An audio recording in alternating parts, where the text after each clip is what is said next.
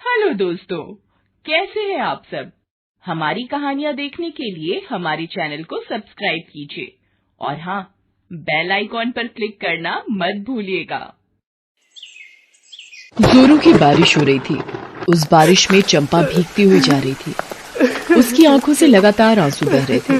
वो एक ऐसे धर्म संकट में फंस गई थी कि उसे समझ नहीं आ रहा था कि वो क्या करे क्या ना करे। आखिरकार उसने अपना दिल कड़ा किया और आत्महत्या का फैसला ले लिया। वो गांव के सबसे पुराने कुएं के पास गई और उसकी मुंडेर पर खड़ी होकर सोचने लगी, कैसे दूंगी मैं सबको जवाब, क्या मुंह दिखाऊंगी मैं गांव वालों को। इससे अच्छा है खुद को खत्म कर लूं। अगर मैं ही नहीं रहूंगी तो लोगों के सवाल भी नहीं रहेंगे। बिन माँ बाप की चंपा एक कुंवारी लड़की थी, लेकिन कुंवारी होने के बावजूद वो लगभग 6 महीने की गर्भवती थी। 6 महीने पहले की बात है। चंपा अपने छोटे से खेत से काम करके वापस लौट रही थी। तभी उसे अब्दुल चाचा के घर के बाहर कुछ लोगों की भीड़ दिखाई दी। उनमें से वो किसी को भी नहीं पहचानती थी। वो सभी उसके गांव के नहीं थे। अरे, यहाँ पर इस समय इतनी भीड़ कैसे? और ये लोग कौन हैं? और अब्दुल चाचा के घर के बाहर क्या कर रहे हैं? उसे लगा कि शायद कोई हादसा हो गया है। सबकी मदद को हमेशा तैयार रहने वाली चंपा भागी भागी भीड़ तक पहुंची। अब्दुल चाचा अपने घर के बाहर ही खड़े थे। चंपा ने उनसे पूछा, चाचा क्या बात हो गई? ये इतनी भीड़ कैसे? और ये सब लोग कौन है? सब ठीक तो है ना चाचा? अरे चंपा, सब ठीक है बेटी। ये लोग शहर से आए हैं, फिल्म बनाते हैं। इन्होंने कहा कि 6 घंटे के लिए वो मेरी झोपड़ी में फिल्म की शूटिंग करना चाहते हैं। इसके 10,000 रुपए मिलेंगे। अरे वाह, 10,000! चाचा मेरी झोपड़ी में भी शूटिंग करवा दो ना, मुझे भी पैसे मिल जाएंगे। अरे चंपा, ये मेरे हाथ में नहीं है। वो जो वहाँ खड़े हैं ना, लाल शर्ट में, वही डायरेक्टर साहब हैं। उनका नाम अमित सक्सेना है। तो उनसे बात कर, वही तुम्हारी मदद करेंगे। चंपा डायरेक्टर अमित के पास गई और उनसे सारी बात कही। चंपा की भोली भाली बातें सुनकर अमित मुस्कुराने लगा। क्या नाम है तुम्हारा? जी, चंपा नाम है मेरा। बहुत ही प्यारा नाम है। जी। देखो चंपा, अभी तो हमारा काम हो गया है, लेकिन अभी 3-4 दिन हम गांव में ही रहेंगे।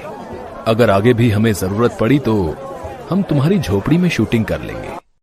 चंपा मुंह लटकाकर वहां से चली गई। अगले दिन की बात है।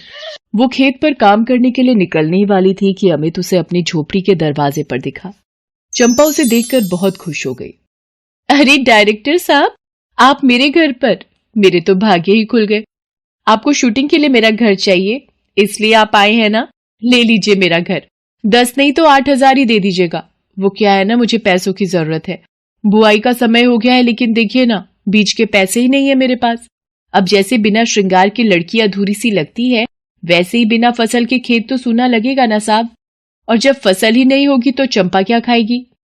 अमित एक बार फिर से चंपा की बातों को सुनकर मुस्कुराने लगा और उससे मजाक में कहा, तू बातें बहुत अच्छी करती है चंपा। मेरी फिल्म में हीरोइन बनेगी? क्या साहब, क्या मजाक करते हो मुझसे? मैं कहाँ गांव की गवार, मैं क्या करूंगी फिल्म में? ये सब आप जैसे पढ़े लिखे लोगों के लिए है साहब, मेरे लिए नहीं। तू गवार नहीं है चंपा, तू अलग है, सबसे अलग। भोलापन है तुझमें, सादगी है। आजकल की इस बनावटी दुनिया में तेरे जैसे लोग नहीं हैं। चंपा दिखने में बहुत ही सुंदर थी। अमित को वो पहली नजर में ही बहुत पसंद आ गई थी। यूं कहिए कि उसका दिल उस पर आ गया था। अमित की शूटिंग टीम वापस लौट गई, लेकिन वो अपने दिल की बात चंपा को बताने के लिए गांव में ही रुक गया। एक दिन की बात है। चंपा गांव के पुराने तालाब के पास से गुजर रही थी। तभी उसे बचाओ बचाओ की आवाज आई। बचाओ, बचाओ! चंपा भागी भागी आवाज की दिशा में गई। उसने देखा कि अमित तालाब में डूब रहा है। गांव का वो तालाब काफी गहरा था। लोग उधर कभी जाते थे, लेकिन अमित को इस बात का पता नहीं था। अरे, ये तो डायरेक्टर साहब हैं। चंपा तालाब में कूद पड़ी और किसी तरह अमित को बचाया। अमित बेहोश हो गया था। चंपा ने अपने मुंह से उसे ऑक्सीजन देना शुरू किया। थोड़ी देर बाद उसे होश आ गया। मैं तुम्हारा एहसान जीवन भर नहीं भूलूंगा चंपा। तुमने खुद की जान की परवाह किए बिना मेरी जान बचाई। साहब, आप हमारे गांव के मेहमान हैं। अगर आपको कुछ हो जाता तो हम दूसरों को क्या मुंह दिखाते? चंपा की ऐसी बातों को सुनकर अमित के दिल में उसके प्रति और भी प्यार भर गया। उसके अगले दिन की ही बात है। चंपा अपने खेत में काम कर रही थी, तभी अमित वहां पहुंचा और उसने अपने दिल की बात कह दी। क्यों मेरे से मजाक कर रहे हैं साहब? कहाँ आप, कहाँ मैं? मेरा और आपका कोई मेल ही नहीं। आपके आगे तो लड़कियों की लाइन लग जाएगी। कहाँ आप मुझ गंवार के चक्कर में पड़ रहे हैं? चंपा, मैंने बहुत सोच समझकर ये फैसला लिया है। मैं तुमसे बहुत प्यार करने लगा हूँ। तुम्हारे बिना अब जीने की सोचना भी गुनाह है मेरे लिए। शादी करोगी तुम मुझसे? ये कहकर अमित ने चंपा को गले लगा लिया। चंपा ने भी कोई ऐतराज नहीं जताया। माँ बाप और किसी अपने के प्यार से हमेशा महरूम रही चंपा को अमित की बाहों में सुकून का एहसास हुआ। उसके बाद वे दोनों हर दिन मिलने लगे। चंपा को अमित का साथ बहुत ही अच्छा लगने लगा। एक दिन की बात है, जोरों की बारिश हो रही थी। आज तो बहुत जोरों की बारिश हो रही है। पता नहीं मैं जहाँ रुका हूँ वहां तक कैसे पहुंचूंगा। आज आप मेरे घर रुक जाइए। तुम्हारे घर? लेकिन क्या? मेरा घर छोटा है, वहां आप नहीं रुक सकते। पागल है क्या तू? ऐसा क्यों सोचती है? चल मैं तेरे घर चलता हूँ, बारिश रुक जाएगी तो चला जाऊंगा। अमित चंपा के यहाँ रुक तो गया, लेकिन उस दिन उन दोनों ने सारी सीमाएं लांघ दी। कुछ दिन बाद अमित शहर तो चला गया, लेकिन अपनी निशानी वो चंपा के पेट में छोड़ गया। चंपा को जैसे ही इस बात का पता लगा, उसके पैरों तले जमीन खिसक गई। हे भगवान, ये क्या हो गया? मुझे अमित को सारी बात बतानी होगी, हमें जल्दी शादी भी करनी होगी। चंपा ने फोन पर सारी बातें अमित को बताई। अमित ये सब सुनकर चौंक गया। अमित एक उभरता हुआ डायरेक्टर था। उसे लगा कि कहीं लोगों को उसकी ये बात पता लग गई तो उसका करियर शुरू होने के पहले ही खत्म हो जाएगा। इसलिए उसने चंपा को इग्नोर करना शुरू कर दिया। जब भी चंपा उसे कॉल करती, वो उसे कहता कि वो बहुत ही बिजी है, बाद में बात करेगा। 4 महीने हो गए, अमित तो मुझसे बात ही नहीं करते। कहीं वो शहर जाकर बदल तो नहीं गए? नहीं, ऐसा हुआ तो अनर्थ हो जाएगा। बार बार अमित द्वारा इग्नोर किए जाने पर चंपा ने खुद शहर जाने का मन बनाया। वो अमित के दिए पते पर पहुंची, लेकिन अब उसका अमित वो अमित नहीं रहा जो उसे गांव में मिला था। वो पूरी तरह बदल गया था। तुम्हारा दिमाग खराब है क्या? किसी का भी पाप मेरे माथे पर थोपने चली आई तुम? ये क्या कह रहे हैं आप? आपने मुझसे प्यार किया है और शादी का वादा भी। अरे मैंने कब तुमसे प्यार किया और शादी करने का वादा किया? मेरी क्या मत मारी गई है? अरे मेरा तेरा क्या मेल? तू कहाँ गवार देहाती और मैं कहाँ? चल निकल जा यहां से। हाँ, तुझे कुछ पैसे चाहिए तो ले जा। तेरे जैसे लोगों को मैं खूब जानता हूं। पैसे ऐंठने के लिए वो किसी भी हद तक जा सकते हैं। ये कहकर अमित ने नोटों की गड्डी उसके ऊपर उछाल दी। अमित का ये बदला हुआ रूप चंपा के दिल में खंजर बनकर उतर गया। उसने नोटों की गड्डी उठाकर अमित के हाथों में दी और वहां से गांव लौट आई।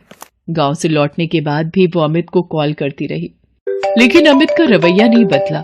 इस बीच उसके गर्भ को 6 महीने हो गए थे। अब उसका पेट बाहर दिखने लगा था, इसलिए उसने आत्महत्या का सोच लिया और कुएं की मुंडेर पर चढ़ गई। लेकिन अचानक उसकी अंतरात्मा ने उसे झकझोरा। ये तू क्या कर रही है चंपा? तेरे आने वाले बच्चे की क्या गलती है जो तू अपने साथ उसे भी मारने जा रही है? क्या कोई माँ अपने बच्चे की हत्या करती है? चंपा ने आत्महत्या का विचार त्याग दिया। गांव वालों के लाख अपमान के बावजूद उसने एक बेटे को जन्म दिया। उसने उसका नाम अमन रखा। वो उसका खूब ध्यान रखती। उसके जीने का वही तो एक सहारा था। हालांकि अमन कभी कभी अपनी माँ से अपने पिता के बारे में पूछता, लेकिन वो टाल जाती। चंपा ने बहुत कष्ट सहकर अमन को पालना शुरू किया। धीरे धीरे समय बीतता गया। अमन पढ़ाई में बहुत अच्छा था। उसने MBA की पढ़ाई की और शहर में उसने अपने खुद का बिजनेस शुरू किया। उसका बिजनेस चल निकला, फिर तो उसने पीछे मुड़कर नहीं देखा। कम ही समय में उसकी गिनती मुंबई के बड़े उद्योगपतियों में होने लगी। एक दिन जब वो घर आया तो माँ कहाँ हो तुम? क्या हुआ अमन? माँ जानती हो, पुराने समय के एक मशहूर डायरेक्टर मेरी बायोग्राफी बनाना चाहते हैं। वो क्या होती है बेटा? फिल्म माँ, फिल्म। वो मुझ पर फिल्म बनाना चाहते हैं। नहीं, तुम्हें फिल्मों में काम नहीं करना। ये अच्छी लाइन नहीं होती। धोखेबाज लोग होते हैं इस लाइन में। अमन को माँ का ये व्यवहार बहुत ही अजीब सा लगा, क्योंकि चंपा बहुत ही सीधी साधी और कभी भी किसी की शिकायत नहीं करने वाली औरत थी। अमन को समझ में आ गया कि माँ के इस व्यवहार के पीछे जरूर कोई कारण है। उसने चंपा से उस कारण को जानने की बहुत कोशिश की, लेकिन चंपा ने कुछ नहीं बोला। माँ, आपको मेरे सर की कसम, आपको ये बात बतानी होगी कि आप फिल्म वालों से इतनी नफरत क्यों करती हैं। अपने इकलौते बेटे की कसम के आगे चंपा मजबूर हो गई और उसने सारी बातें उसे बताई। लेकिन जैसे उसने डायरेक्टर का नाम बताया, अमन चौंक गया। वो डायरेक्टर कोई और नहीं अमित ही था, जो उसकी बायोग्राफी बनाना चाहता था। मां, समय का पहिया देख फिर से घूम गया है। वो डायरेक्टर और कोई नहीं, वही इंसान है जिसने तुम्हें बुरी परिस्थितियों में छोड़ दिया था। लेकिन तू फिक्र मत कर, तुझ पर हुए हर जुल्म का मैं हिसाब लूंगा। अगले दिन अमन ने अमित को अपने घर पर बुलाया। जैसे उसने अमन के घर के अंदर प्रवेश किया, उसे चंपा की बहुत बड़ी तस्वीर दिखाई दी। उसकी आंखों के आगे पुरानी सारी बातें घूमने लगी। थोड़ी देर बाद जब चंपा अमन के साथ उसके सामने आई तो वो उससे आंख भी नहीं मिला पा रहा था। फिर भी उसने हिम्मत करके उससे पूछा, चंपा, तू यहां? ये इस घर की मालकिन है और मेरी मां है। अब तुम मेरे बेटे हो अमन? नहीं, मैं आपका नहीं, अपनी मां का बेटा हूं, क्योंकि इन्होंने मुझे आपकी तरह मझधार में नहीं छोड़ा। सारे दर्द सहे, लोगों की बातें सुनी, आपकी बेरुखी सही, लेकिन जिंदा रही ताकि मैं खुश रहूं, मैं अपनी मंजिल पा सकूं। ये आपकी तरह भगोड़ी नहीं निकली। अमन की बातें सुनकर अमित की आंखों में आंसू आ गए। उसने चंपा से माफी मांगते हुए कहा, मुझे माफ कर दे चंपा, मुझसे बहुत बड़ी गलती हुई है और उसी गलती की तो सजा है कि इस उम्र में भी मैं दर दर भटक रहा हूं। पत्नी तो कई साल पहले ही छोड़कर किसी दूसरे के साथ चली गई, औलाद तो कोई हुई ही नहीं। मेरे कर्मों की सजा मुझे मिल गई है चंपा, मुझे मिल गई है। अब तू भी मुझे माफ कर दे ताकि मैं ऊपर वाले को अपना मुंह दिखा सकूं। अमित की बातें सुनकर चंपा का गला भर आया। उसने अमित को माफ कर दिया, फिर वो साथ ही रहने लगे। हेलो दोस्तों, कैसे हैं आप सब?